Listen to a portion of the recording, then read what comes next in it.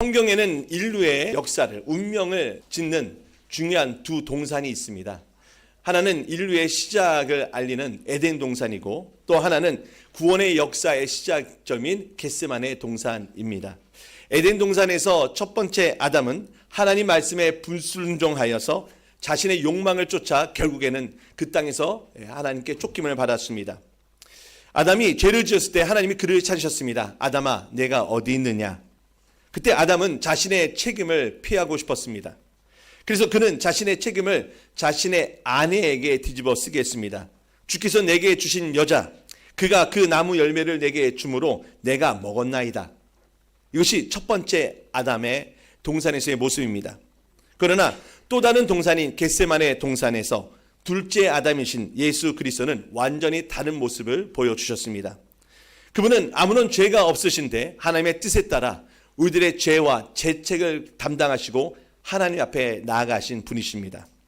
우리는 피하고 도망가고 싶지만 그분은 우리의 죄가 되시고 우리의 모든 형벌을 받으시기 위해, 그분은 우리를 구원하시기 위해 하나님 앞에 나아가 그 잔을 받기로 결정하십니다. 이 겟세마네 동산에서 예수님이 아버지의 뜻을 따르겠다라고, 그래서 그 진노의 잔을 받겠노라고 결정하신 그 순간 그분을 체포하기 위해 무장한 이들이 주님께 왔습니다. 이처럼 예수님의 이 결단, 하나님께 대한 순종은 곧 십자가의 고난으로 바로 직행합니다. 예수님이 십자가에 다가갈수록 우리를 향한 구원의 문이 열립니다. 근데 그 구원의 문이 열릴수록 악한 원수 마귀는 끊임없이 예수를 넘어뜨리고 예수를 믿는 우리를 시험에 들게 하려고 합니다. 즉 바로 이 지점 겟세마네 동산에서 우리를 구원하기 위해 잔을 받기로 결정하신 그 자리에서 인간의 악한 본성이 더욱 드러나고 예수님의 거룩하신 그 신성과 또한 하나님 나라의 본 모습이 극명하게 대조를 이룹니다. 그래서 여러분, 이 겟세마네 동산은 그냥 사건 장면 중 하나가 아니라 우리들의 구원의 갈림길이 일어나는 곳이다라는 것을 여러분들이 명심하시고 오늘 이 본문을 주의 깊게 살펴보시고 또 말씀을 통해 주님의 길을 따르시는 저 여러분 되기를 바랍니다. 예수님께서 하나님 아버지께서 주신 잔을 받겠노라고 결정하시니 칼과 몽둥이를 든 무리들이 예수님이 있는 곳으로 옵니다.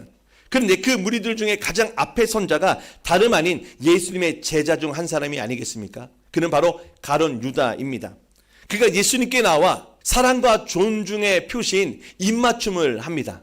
그러나 그것은 예수님이 누군지를 자신을 따라온 체포주에게 알려주기 위한 하나의 속임수, 표시였습니다. 그들이 칼과 몽둥이를 들고 예수님께 다가오자 예수님 편에 서 있던 제자들 역시 허리춤에서 칼을 뽑아 그들과 몸싸움을 합니다. 그 한가운데 예수님은 고요하게 자신의 길을 가고 계십니다. 베드로가 칼을 뽑아서 한 사람의 귀를 치자 예수님이 말씀하십니다. 베드로에게 이르시되 칼을 칼집에 넣어라. 아버지께서 주신 잔을 내가 마시지 아니하겠느냐. 여러분, 베드로는 칼을 뽑아 들었지만 예수님은 하나님의 잔을 받으시겠다라고 하십니다. 이 겟세마네 동산에서 극명하게 갈리는 이 대조되는 장면을 보십시오. 베드로는 칼을 뽑아 폭력으로 문제를 해결하려고 합니다. 자신의 힘과 능력으로 문제를 해결하려고 합니다. 그러나 우리 주님께서는 하나님이 주신 고난의 잔을 마시는 길을 선택하십니다. 여러분, 이 겟세마네에서 우리가 보게 되는 이 대조는 단순한 것이 아니라 바로 우리 인간의 악한 본성과 그리스도의 나라에 어떤 차이가 있는지를 우리에게 보여주는 아주 중요한 장면입니다.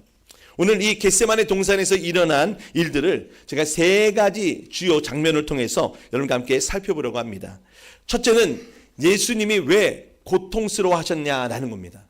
하나님이신 그분이 아무리 인성을 입었다 하실지라도 그렇게까지 두려워하고 공포에 떠셔야만 했는가? 그 이유에 대해서 함께 잠시 살펴보겠습니다. 두 번째로는 가룟 유다의 이 배신의 입맞춤에 대해서 함께 살펴보겠습니다. 세 번째로는 베드로의 칼과 그리스도의 잔의 그 차이점을 함께 살펴보겠습니다. 우리는 이 세 가지를 통해서 예수님의 제자 된 우리는 이 땅에서 끊임없이 직면하는, 즉 이런 겟세마네 동산에서 일어나는 이러한 갈등, 이러한 대조점, 이런 점에서 우리는 어떻게 길을 가야 할지를 함께 배우고자 하는 것입니다. 즉 위기의 순간에 우리 안에 드러나는 인간의 악한 본성을 따를 것인지, 아니면 그 가운데서 그리스도의 나라를 향하여 그리스도의 길을 따를 것인지 이 말씀을 통해 우리가 함께 생각하고 깨닫는 시간이 되길 바랍니다. 2000년 전에 일어났던 일이지만 여전히 우리 가운데서도 이와 유사한 일들이 일어나고 있습니다. 누가복음 22장 42절에 예수님이 이 겟세마네 동산에서 기도하시는 장면이 이렇게 기록했습니다. 아버지, 만일 아버지의 뜻이거든 이 잔을 내게서 옮겨 주시옵소서. 하나님이신 예수님 입에서 나온 말이라고 하기에는 너무 연약해 보입니다. 어떻게 전지전능하신 하나님의 아들이 이러한 고통과 두려움을 경험할 수 있단 말입니까? 여기서 우리는 성육신의 신비를 볼 수가 있습니다. 예수님은 하나님이십니다. 아멘이십니까? 그는 근본 하나님의 본체이십니다. 그러나 우리를 구원하시기에 우리 인간 죄인을 대표하시기 위해 온전한 사람이 되셨습니다. 그래서 그분은 완전한 사람이면서 동시에 완전한 하나님이십니다. 그런데 우리는 이것을 온전히 이해하기가 쉽지가 않습니다. 아니, 하나님이시면서 왜 두려워하시는가? 왜 예수님은 두려워하셔야만 했는가? 그 부분을 우리가 함께 생각했으면 좋겠습니다. 혹은 예수님이 이 겟세마네 동산에 설 때는 신성이 없었거나 신성이 사라진 거 아니냐라고 의심하기도 합니다. 그러나 그렇지가 않습니다. 예수님은 십자가에 달려 돌아가시는 그 순간까지 하나님이셨습니다. 우리의 죄를 대신하기 위해, 즉 죄인의 대표가 되기 위해 스스로 신성을 제한하셨습니다. 자기 스스로 그 능력을 쓰지 않으셨다는 것입니다. 바로 예수님은 하나님의 아들이시면서도 우리를 대신하기 위해 고난을 순종으로 배우신 분이시다라는 거죠. 즉 하나님이신 그분은 사랑받는 아드님이신 예수 성자는 인간의 고통을 받을 필요가 없으신데 우리를 대신하기 위해 고통의 자리로 오셔야만 했다라는 겁니다. 고통받는 척이 아니라 실제로 그 고통을 겪으신 주님이시다라는 거죠. 여러분, 마가복음은 예수님은요 심히 놀라셨다라고 기록했습니다. 그래서 심히 놀라다라는 것은 헬라어로 엑산비오라는 건데 너무 놀라서 혼비백산했다라는 뜻입니다. 예수님이 겟세마네 동산에서 하나님 앞에 꿇어 엎드려 기도를 하시는데 갑자기 놀라십니다.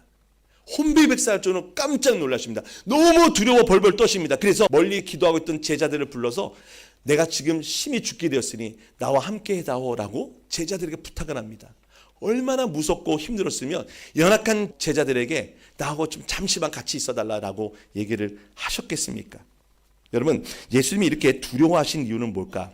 육체적인 고통이나 죽음이 두려워서가 아닙니다. 예수님은 하나님이시기 때문에 겪어야 될 고통, 우리는 알 수 없는 그 고통 가운데 계셨던 것입니다.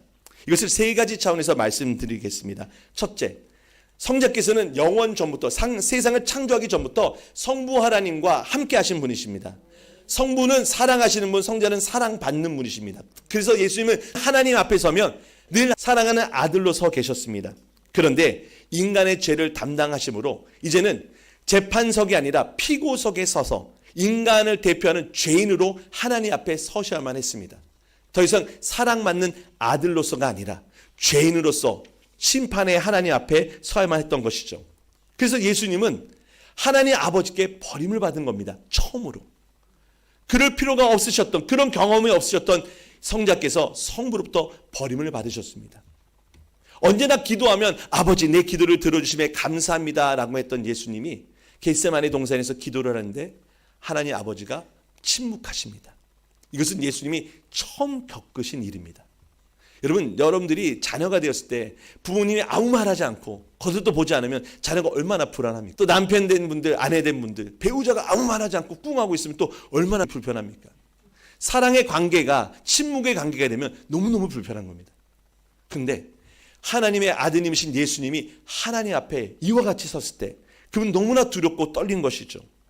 두 번째로 예수님이 겪으셨던 고통은 우리가 상상할 수도 없는 고통인데, 왜냐하면 거룩하신 그분이 우리의 죄를 담당하셔야 됐기 때문입니다. 거룩하신 그분은 죄를 혐오하십니다. 죄를 싫어하십니다.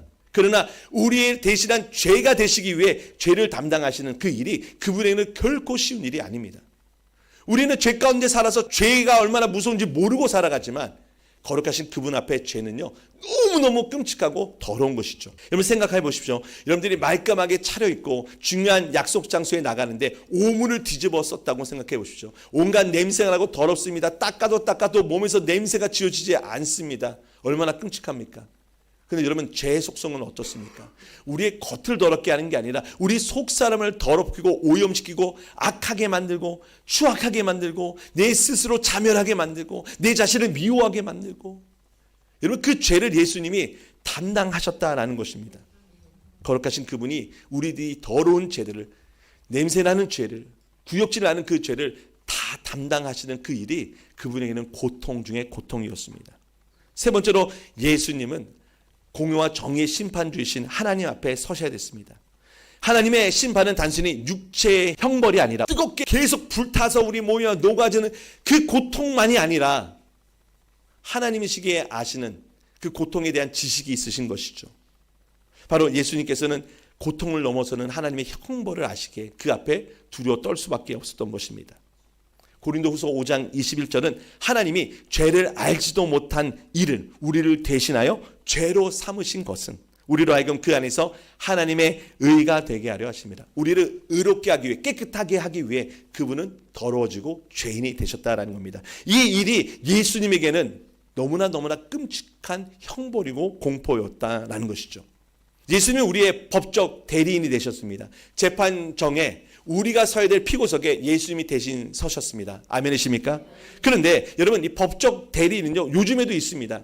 여러분들의 대신해서 변호사가 법정 대리인으로 출두하기도 합니다. 그런데 법정 대리인이 여러분들을 대신해서 판결은 받지만 대신 형벌을 받지는 않죠. 혹 대신 형벌을 받다 하더라도, 예를 들어 벌금을 대신 내주는 한이 있더라도 그 죄로 인한 죄책감은 느끼지 않습니다. 왜? 내가 지은 게 아니니까. 이해되시나요? 그런데 우리 예수님이 우리의 법정 대리인이 되신다는 것은 단순히 벌만 대신 받으면 그만이 아니라 우리들의 죄가 그분 안에 들어가고 죄의 죄책감을 느끼고 그 죄로 인한 형벌과 두려움을 느끼셔야만 했다는 겁니다. 단순히 가서 벌 받고 십자가에 죽으면 끝이겠지가 아니라는 겁니다. 여러분, 우리는 이것을 잘 알아야 됩니다.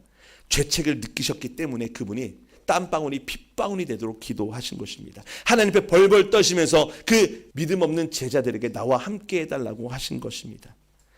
예수님은 우리 죄인들이 느끼는 수치감, 두려움, 공포를 온전히 경험하고 계셨습니다.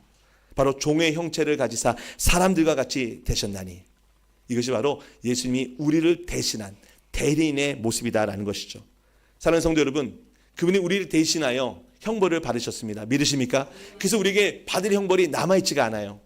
그분이 우리 대신하여 결박당하셔서 우리는 해방되었습니다. 아멘이십니까? 그분이 체포됨으로 우리가 해방이 되온 그 은혜를 여러분 기억하시기를 바랍니다. 두 번째로 우리가 살펴보고자 하는 건 바로 이 가룟 유다의 배신의 입맞춤입니다. 마태복음 26장에 보면요, 유다는 입맞춤으로 예수님을 배반합니다. 여러분, 입맞춤은 사랑과 존경의 표시 아니겠습니까? 그런데 가룟 유다는 이것을 배신의 도구로 삼습니다. 이 행위가 사람이 이토록 악할 수 있다는 것을 보여줍니다. 여러분, 가룟 유다는요, 자신을 따르는 체포조들에게 자신이 예수님이 누군지를 가르쳐 주겠다고 합니다. 그러면 그냥 손가락으로 가리키거나 자기가 악수를 하는 이 사람이 예수다라고만 해도 되는데, 그는 그렇지 않고 예수님께 나아가 친밀함의 표시인 입맞춤을 합니다. 이 배신이 얼마나 철저하게 계산된 것인지를 보여주죠. 여러분, 가룟 유다의 이 배신의 입맞춤, 오늘날 우리에게도 이런 일들이 종종 일어납니다. 믿었는데, 나에게 잘해줘서 정말 믿었는데 알고 봤더니 나를 뒤통수 치는 이들, 혹 우리가 다른 이에게 잘 보이기 위해서 그에게 내가 참 선한 선심을 썼지만 사실은 내 안에 다른 마음이 혹시 있지는 않았는지. 여러분, 유다의 이 입맞춤은 다름이 아니라 두 마음을 품은 사람에게 여전히 일어날 수 있는 것입니다. 유다의 배신은 두 마음을 품었기 때문에 일어나는 겁니다. 앞서 말씀드렸다시피 겟세마네 동산은 갈림길입니다. 겟세마네 동산에 나아가면 우리는 두 길 중에 한 길을 택해야 합니다. 야고보서 1장 8절에 보면 두 마음을 품어 모든 일에 정함이 없는 자로다. 이게 바로 가룟 유다와 그와 같은 자들을 이야기한 겁니다. 예수님을 따른다 하면서도 여전히 세상을 버리지 못합니다. 도르는 사랑함을 버리지 못합니다.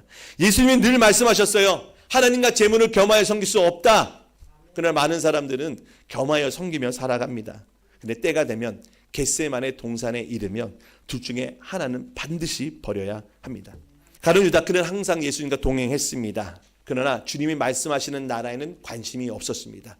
그는 자기가 원하는 세상에서 자기가 원하는 성공을 꿈꾸고 있었습니다. 예수님께서는 내 나라는 이 땅에 속하지 아니하였다라고 하니 가룟 유다는 결국 세상의 나라를 택했던 것입니다.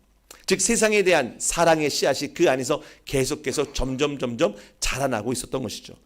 두 번째로 유다의 배신은 결국 돈을 사랑함의 결과입니다. 말씀 들어서 아시겠지만 베다니에서 나병 환자 시몬의 집에 예수님이 계실 때 마리아라는 여성이 비싼 향유를 예수님 발에 붓죠. 돈을 사랑하는 가룟 유다가 그걸 보고 견딜 수가 없는 겁니다. 아니 1년치 연봉이나 되는 그 돈을 왜 예수님 발을 닦느냐. 가난한 자들에게 구제금으로 쓰면 얼마나 좋겠느냐라고 묻죠. 여러분 그거는 가난한 사람을 생각해서가 아니라 돈을 사랑해서 그랬던 것입니다. 자기 자신을 포장합니다. 기만합니다.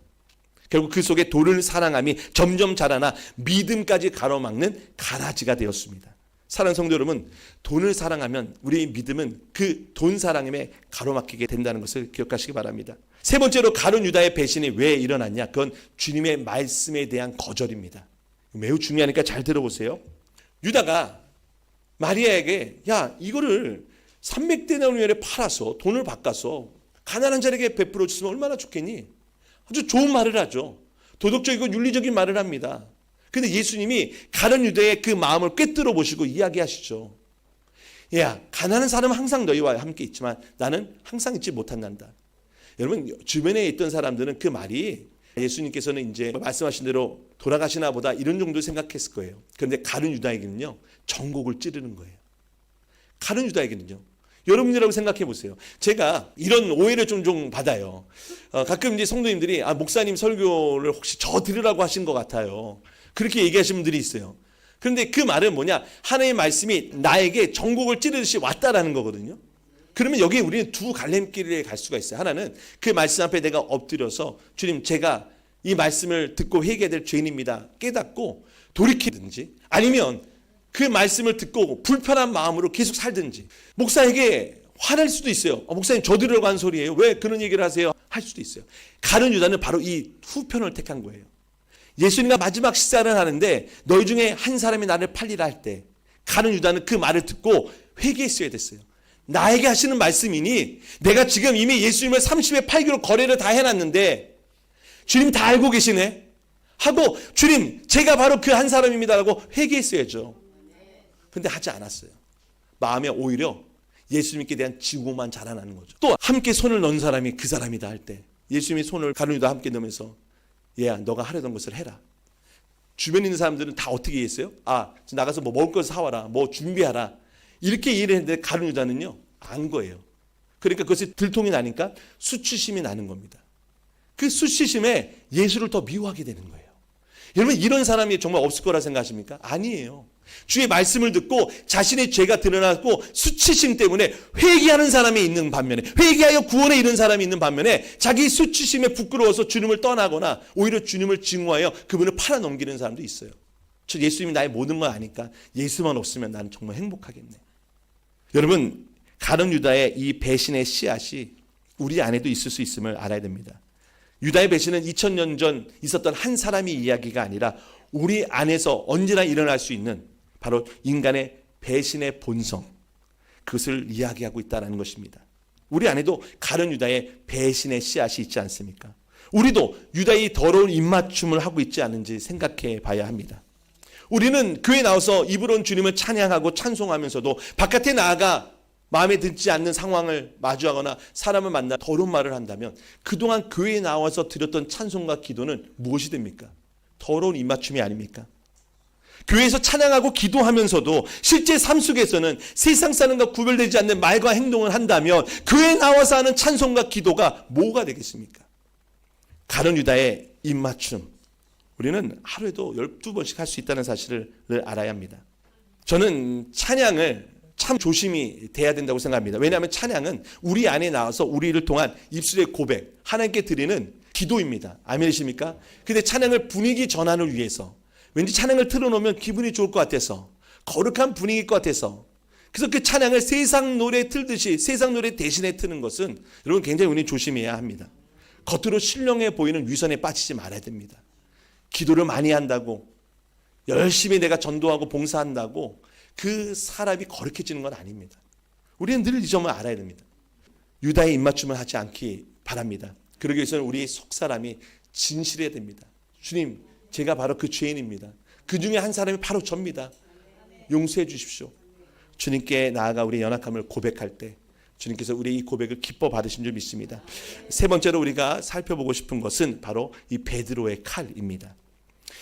유다가 예수님의 입을 맞춥니다. 그러자 칼과 몽둥이를 들었던 사람들이 일제히 예수님 향해 달려듭니다.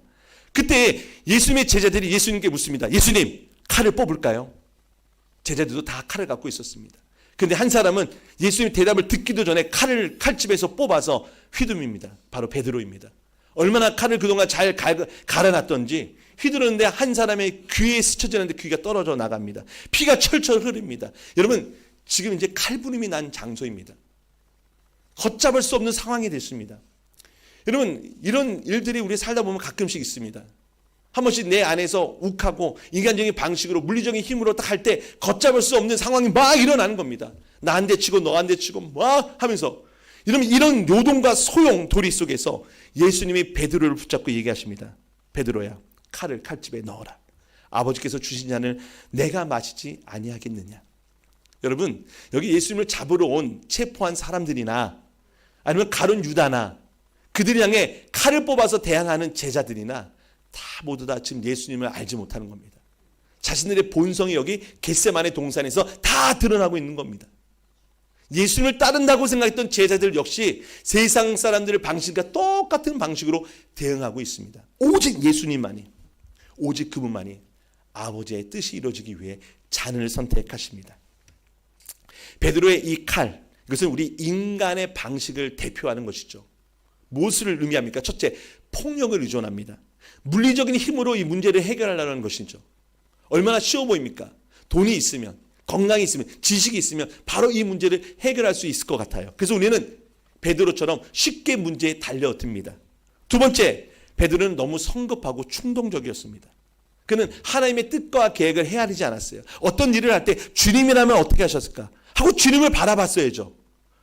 옆에 계신 주님의 이 상황에서 뭐라 하시는가 묻지도 따지지도 않고 바로 칼을 뽑아들어서 달려들었습니다. 결국 이 베드로의 행동, 그것은 하나님의 계획을 가로막습니다. 여러분, 베드로는 예수님의 체포를 막으려 했던 거죠. 여러분, 베드로는 예수님을 사랑해서 그런 거죠. 진정성 있는 행동입니다. 만약에 제가 여기 건달들 야쿠자가 막 저를 공격한다고 하면 우리 청년들이 우리 목사님 어디 건드려 하고 이렇게 막아준다면 얼마나 행복하겠어요. 그렇죠? 여러분, 우리 청년들은 나는 안 그럴 건데 하는 이런 차가운 시선. 그러나 베드로는요, 저들이 아무리 무서워도 내가 목숨 하나 바치겠노라 하며 예수님 앞을 딱 막아 선 거예요. 얼마나 듬직해요. 안 그래요? 이런 베드로의 이 모습은 진정성 있는 모습이에요. 예수님을 사랑하기 때문에 비롯된 행동이에요. 자신의 스승이 체포된 걸 막기 위해서 그는 자기 목숨 하나 내놓겠다라는 그 의지를 보여줬어요. 여러분, 그렇죠. 베드로는 이전부터 이 이야기를 했어요. 주님이 어디 가시든 전 따라갈 겁니다. 주님이 옥에 갇혀도 전 갈 거고요. 주님이 죽는데도 제가 따라갈 겁니다. 베드로 정말 진정성 있게 얘기했어요. 근데 예수님은 그에게 뭐라 얘기하셨죠? 베드로야, 닭이 울기 전에 너 나 3번 부인할 거야. 베드로 그 말 듣고 얼마나 분통이 터졌겠어요. 내 마음을 이렇게 몰라주시나? 내가 주님 위해서 목숨 바칠 각오가 되어 있는데 주님은 정말 내 마음을 모르시는구나. 근데 지금 기회가 온 거예요. 내 자신을 예수님께 증명해 보일 수 있는 기회가 온 거예요. 그래서 칼을 뽑아들고 내가 주를 위해서 내가 싸우리라 하며 칼을 휘둔 것입니다. 그러나 여러분, 기억하십시오. 선한 의도라고 해서 항상 바른 행동을 하는 건 아닙니다. 착한 마음으로 열심으로 하는 행동이지만 그것이 주의 뜻을 가로막을 수 있어요. 주님께서 베드로에게 칼을 칼집에 도로 넣으라라고 얘기하십니다. 나는 아버지가 주신 잔을 받아야 한다. 여러분, 이사야서 55장 8절 9절에 하나님이 이렇게 얘기하세요. 내 생각은 너의 생각과 다르며 내 길은 너의 길과 다르니라. 내 길은 너의 길보다 높으니라. 아무리 내가 이것이 옳고 이렇게 하는 것이 선하다고 생각하더라도 주님의 뜻과 계획이 무엇인지 여쭤보고 알아봐야 돼요. 그래서 우리는 뭐 해야 돼요? 기도해야 돼요. 기도하고 주의 일을 해야 돼요. 기도하고 사람 만나고 기도하고 결정해야 돼요. 아무리 이게 주를 위한 것이고 아무리 선한 것이라 할지라도 주님의 생각은 우리와 다르기에 주의 뜻을, 주의 생각을 여쭤보는 기도하는 자가 돼야 됩니다. 우리 주님 베드로에게 얘기하십니다. 그 칼을 집어넣어라. 그리고 예수님은 잔을 택하십니다. 여러분 여기서 말하는 잔은 무엇입니까? 예수님이 택하신 잔. 잔은 구약을 보면 구약 성경을 보면 종종 하나님의 진노와 심판을 의미합니다. 편 75편 8절 말씀에 보면요. 여호와의 손에 잔이 있어 거품이 일어나는 포도주가 가득히 부어있도다. 땅의 모든 악인이 그 찌꺼기까지 다 마시리로다. 자, 하나님의 손에 진노의 잔이 있어요. 근데 그 잔에 포도주가 있는데 포도주가 지금 거품을 이루고 있어요. 이거는 바로 심판을 상징해요. 근데 이것을 누구에게 준다고요? 세상의 모든 악인에게. 찌꺼기까지 다 먹게 하신다는 거예요. 이 하나님 손에 들린 이 심판의 잔은 사실 저와 여러분들이 한 방울도 남김없이 다 먹어서 우리가 멸망당해야 될 거예요. 그런데 예수님이 그 잔을 대신 받으시겠다는 겁니다. 그렇습니다, 여러분. 예수님이 받으신 그 잔의 의미 세 가지를 말씀드립니다. 첫 번째, 하나님의 공의와 심판의 잔입니다. 죄인들은 반드시 이 잔을 받아야 합니다. 두 번째로 이 잔에는 뭐가 담겨져 있냐? 우리들의 더러운 구역질 나는 혐오스러운 죄악들이 가득 차 있습니다. 예전에 대학교에 그 잘못된 문화인데 지금은 이제 그런 학교가 없을 거예요. 새내기들이 오면 신입생 오면 신고식 한다고 구두에다가 신발에다가 술 부어놓고 담배 꽁초 넣고 쓰레기 넣고 이거 다 마시라고 하고 진짜 그런 일들이 많았어요. 저는 다행히 신학교 가가지고 그런 일은 없었지만 당시 그런 일들이 얼마나 많았는지 몰라요. 근데 여러분 예수님이 받으신 그 잔은요, 우리 각 사람이 정말 내 스스로도 혐오스러운 그 죄가, 더러운 죄가 가득 차 있는 잔이에요. 주님 그걸 모르시고 마신 것이 아니다라는 겁니다. 또한 그 잔을 마신다는 것은 무엇을 의미합니까? 이제는 하나님과의 단절을 의미하는 겁니다. 예수님 잠시 후에 십자가에 달려 마지막 외치시고 죽으시는 말씀 뭐죠? 아버지여 나의 하나님 어찌하여 나를 버리셨나이까. 이 잔을 먹음으로 하나님과의 사랑의 관계는 끊어지게 되는 겁니다.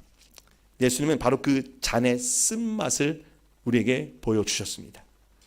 그런데 여러분 그 잔을 받으시려는 그 예수님, 우리를 위해 받으시는 그 잔을 받으신 예수님의 그 길을 가로막은 게 다름 아닌 베드로의 칼이었습니다. 그는 잔 대신 칼을 뽑았습니다. 여러분 잔보다 칼이 빠릅니다. 잔보다 칼이 쉽습니다. 칼은 내 힘입니다. 내 힘으로 끝장을 보겠다는 겁니다. 너 죽고 나 죽자라는 식입니다. 칼은 편해 보입니다. 그러나 칼로는 아무것도 해결하지 못합니다.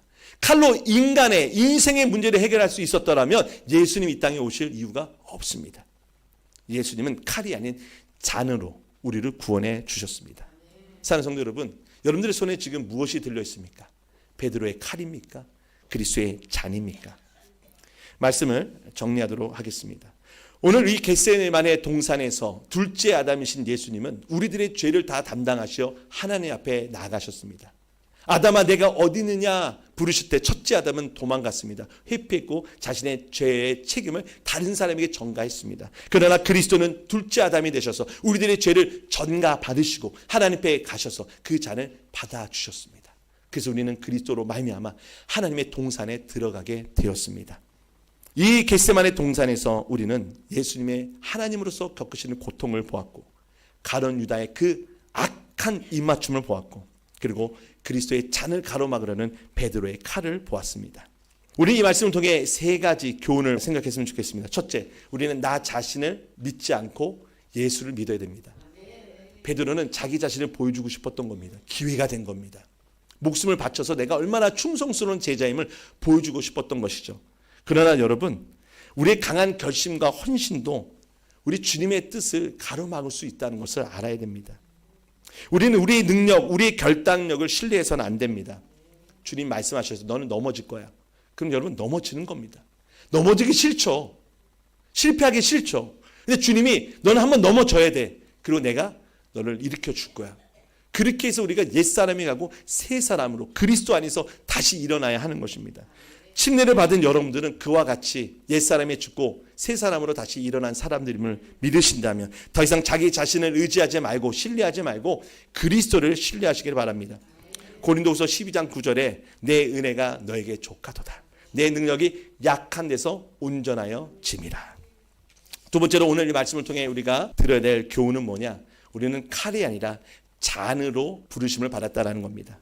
베드로는 칼을 들어 문제를 해결하랬지만 예수님은 잔을 들어 우리의 문제를 해결해 주셨습니다. 그리고 하나님의 뜻을 이루어 줬습니다. 우리들도 이 그리스도의 방식을 따라야 합니다. 세상 방식으로 쉬워 보이지만 그리스도의 방식이 온전하게 완전하게 우리를 자유케 합니다. 칼이 아니라 잔을 들고 주를 따르시기를 바랍니다. 세 번째로 우리 안에 배신의 씨앗이 늘 자라날 수 있음을 아셔야 됩니다. 이 배신의 본성이 우리 타고난 본성입니다. 우리 안에 이 배신의 씨앗이 늘 자라나고 있음을 경계해야 합니다. 그래서 우리는 온전히 그리스도께 헌신해야 합니다. 야고보서 4장 8절에 마음이 두 갈래인 자들아 마음을 성결하게 하라. 우리 안에 계속해서 끊임없이 두 갈래 길이 일어납니다. 그때마다 우리는 십자가를 보며 성결하도록 주의 은혜를 구해야 될 줄 믿습니다. 겟세마네에서의 예수님의 땀방울이 핏방울이 된 것, 이것은 정말 우리를 위한 귀중한 땀방울입니다. 우리는 그 땀방울로 인해 우리는 구원을 받았습니다. 그래서 우리는 예수님의 그 영성을 본받아 그분의 뜻을 본받아서 살아가야 될 줄 믿습니다. 나 자신을 의지하지 않고 그리스도를 바라보며 그리스도가 나를 일으켜 세워 주의 일을 하게 하시는 것을 믿고 그리스도의 제자로 살아가시기를 주의 이름으로 간절히 축원드립니다.